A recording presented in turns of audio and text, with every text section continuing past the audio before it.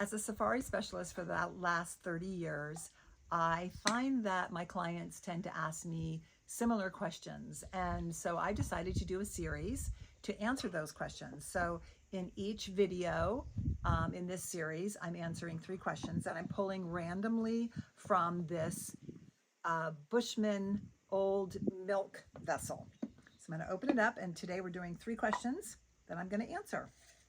Just randomly pulling ones. I put them all in here, and these are very, very common questions that I get asked.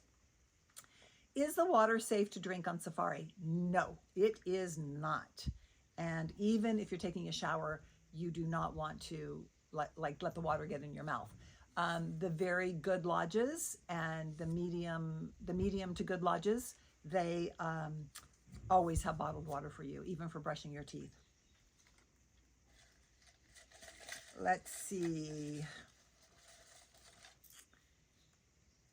How many days is a good amount for a safari?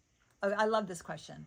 I mean, once you get there, you're going to want to stay on safari. It's just so phenomenal. It's like everybody tells me, my hundreds of clients that I've helped to go on safari come back and say they just wish they could have stayed longer. But it depends on your budget because it's expensive. So I would say, though, if you can have a safari portion of your trip to be at least 7 days, that would be really good, and more like 9. So we like to stay in 3 to 4 different places, 2 to 3 nights each place. So I would say 5 minimum is a good amount for a safari. And my third question for this day is,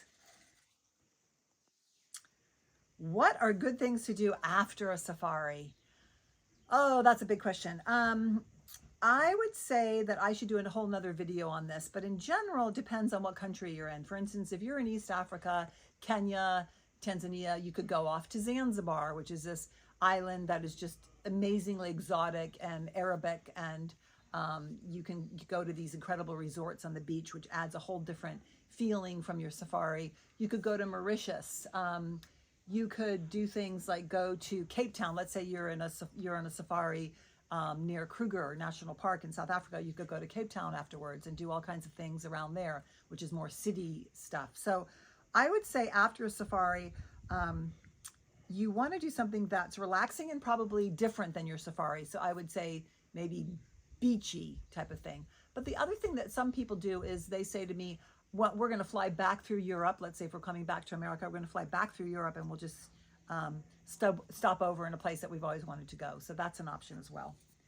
So those were the 3 questions for today's video on me answering questions that I commonly get from my safari clients. I hope you enjoyed it, and give it a thumbs up if you liked it. Thanks so much for watching.